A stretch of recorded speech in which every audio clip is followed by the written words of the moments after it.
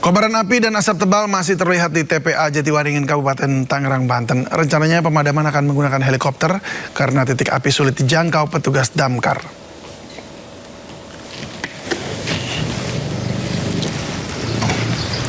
Kebakaran gunungan sampah terjadi di TPA Jatiwaringin Mau, Kabupaten Tangerang sejak Selasa sore. Luasnya wilayah yang terbakar hingga 2 hektar menyebabkan api sulit dipadamkan hingga 12 jam lebih. Sementara asap tebal menyelimuti seluruh area, membuat aktivitas pekerja dihentikan sementara. Diduga api dipicu cuaca panas selama beberapa hari terakhir. Karena titik api sulit dijangkau, rencananya pemadaman akan menggunakan helikopter.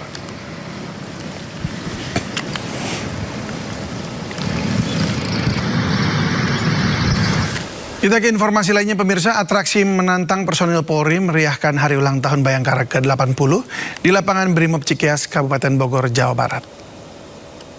Polri mengucapkan Dirgahayu Bayangkara ke-80. Polri presisi untuk masyarakat. Ucapan selamat hari ulang tahun Bayangkara ke-80 menggema dari anggota Polri penerjun payung di udara. Ucapan itu langsung disampaikan kepada Presiden Prabowo yang turut hadir di lapangan Satlat Brimob Polri Cikeas, Jawa Barat. Suasana semakin meriah dengan deretan atraksi taktis yang diperagakan ribuan anggota Polri. Mulai dari keterampilan pasukan memainkan alat musik dalam pasukan marching band, hingga ketangkasan dan kepiawaian personil polisi Indonesia dalam meringkus penjahat.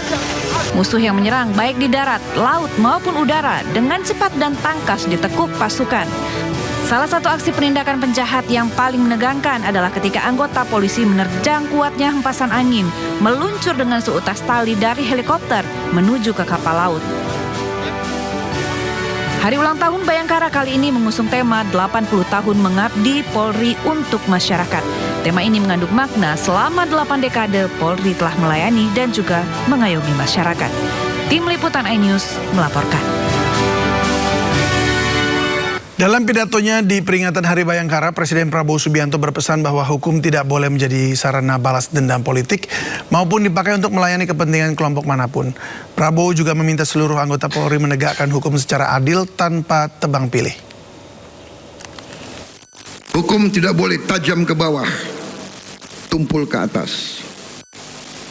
Hukum tidak boleh menjadi alat mereka-mereka yang punya uang. Hukum tidak boleh menjadi alat balas dendam politik.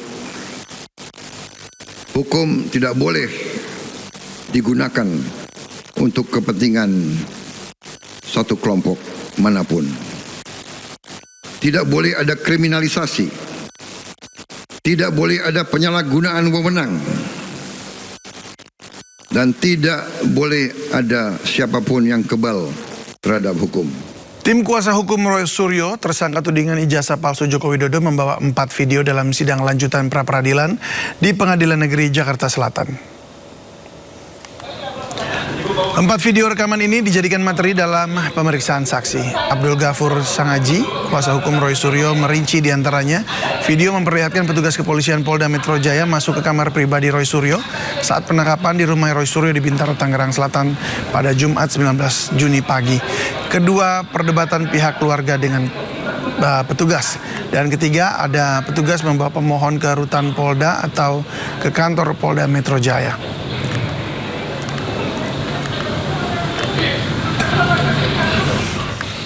Seorang saksi dan pemohon tidak. Terus kemudian setelah saudara buka pintu, mereka langsung bergegas masuk ke kamar. Apa tujuan mereka masuk ke kamar yang saudara ketahui? Cari bapak. Cari bapak. Apakah setelah mereka masuk ke kamar itu ada bapak di dalam? Tidak ada. Tidak ada ya. Kemudian tadi juga ada beberapa petugas di luar kamar ya, di pintu kamar.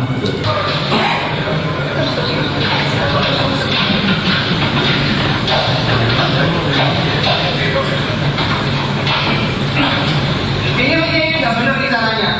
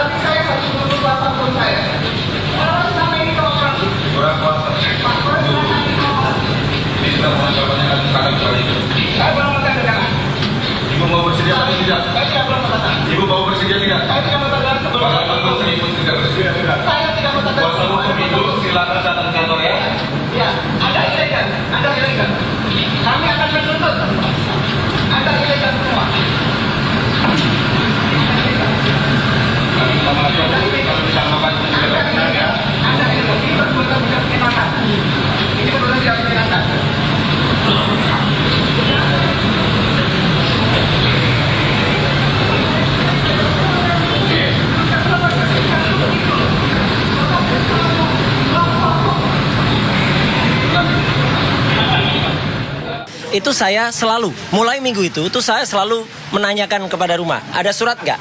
Karena apa teman-teman? Teman-teman ingat, ya, selama ini yang disebut P21 itu adalah statement tanggal 2 Juni. Ketika waktu itu para termul itu mengatakan, menanyakan, dan juga sudah kemudian ada statement dari Dirkrimum Polda Metro Jaya. Pak Imanuddin waktu itu mengatakan sudah ada komunikasi tapi lesan dan gak ada tunjukan P21.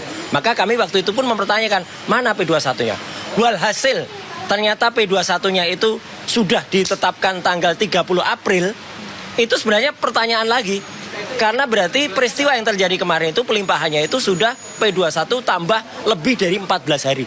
Jadi sudah 1,5 bulan dari tanggal 30 April. Itu sebenarnya menjadi pertanyaan juga. Nanti mungkin itu ada dalam hal yang lain ya, bukan pra-peradilan ini. Yang kedua adalah, jadi selama seminggu itu selalu hari Senin saya cek di rumah, nggak ada. Berarti saya waktu itu berpikir harusnya surat itu maksimal hari Senin itu. Karena hari Senin itu sudah tanggal 15. 12 tambah 14 harusnya 16 kan besok. Tanggal 16-nya tidak mungkin ada surat karena itulah tahun baru Muharram ya. Rabu itulah tanggal 17 itu benar-benar saya yakin kalau ada surat harus hari itu. Maka ketika tanggal 17 hari Rabu itu nggak ada surat, ya sudah, nggak boleh ada pemanggilan atau nggak boleh ada upaya apapun untuk kalau P21-nya dikatakan tanggal 2 Juni.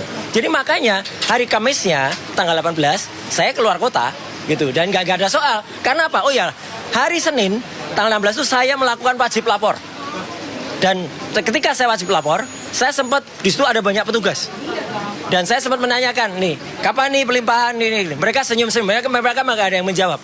Tapi mereka senyum, artinya kalau sebenarnya ada rencana pada hari Jumat itu akan ada pelimpahan, ya sebaiknya mereka tanyakan, Pak siap-siap aja ya dalam 1-2 hari ini ada pelimpahan. Itu jauh lebih bagus, lebih sopan.